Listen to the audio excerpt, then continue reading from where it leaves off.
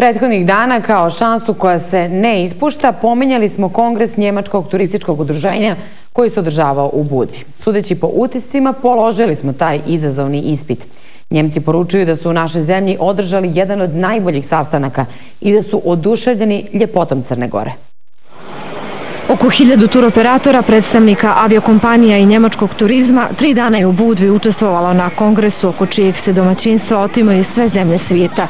Razlog je veoma jasan. Njemci su najpoželjniji turisti jer u inostranstvu potroše oko 60 milijardi eura. Iz njemačkog turističkog udruženja kažu da su održali jedan od najboljih sastanaka i da odlaze zadovoljni iz Crne Gore. Hvala i hotelu i svima koji su bili uključeni. Zaista nam je bilo divno. U ljepote Crne Gore članovi njemačkog turističkog udruženja uvjerili su se na brojnim izletima koje su za njih organizovale crnogorske kolege.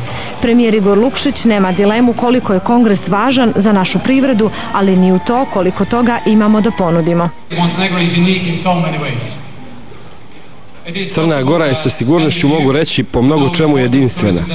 Moguće je da će mi mnogi od vas koji po prirodi svog posla poznaju značajne svjetske turističke destinacije prigovoriti na subjektivnosti, ali sam siguran da ćemo se složiti da je Crna Gora jedna od rijetkih destinacija u svijetu koja na jednom mjestu nudi toliko toga različitog.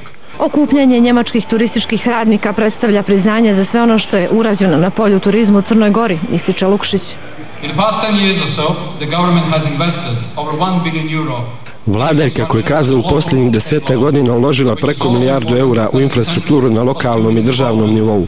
Važno je i kao podstrek razvoju turizma. Putevi, vodovodna i elektrodistributivna mreža, postrojenja za tretman čvrstog otpada i otpadnih voda, modernizacija aerodroma, nacionalni parkovi. Sve sa ciljem da našu turističku ponudu učinimo još konkurentnijom, svjesni njenog značaja za dalji rast i dugoročnu održivost crnogorske ekonomije. Koliki značaj njemačko turističko udruženje ima, govori i činjenica da je u Budvu došao i generalni sekretar svjetske turističke organizacije Taleb Rafai. Sastanak sa crnogorskim turističkim udruženjima smatra presudnim za budućnost. Ovo je veoma važan sastanak u veoma važnom trenutku i to sa dva aspekta. Prvi je činjenica da RFAU koji održava kongres dolazi iz zemlje koja generiše najveće prihode u turizmu sa preko 70 miliona gostiju. A drugi je činjenica da je Crna Gora zvijezda usponu na Mediteranu. Način na koji dvije strane treba približiti je veoma važan. Ponudila nam je kompletnu logistiku koju VTO ima.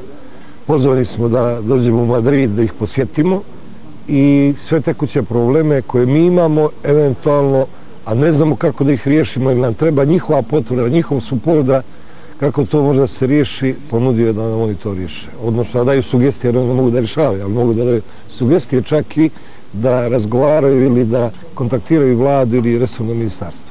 Prethodna 3 dana čuli smo poruke da imamo mnogo toga da ponudimo. Ipak, bolje avioveze, ali i promocije u medijima ostavljene su nam kao domaći zadaci nakon kongresa, šanse koju smo, čini se, dobro iskoristili i kao domaćini i kao ozbiljno turističko tržište.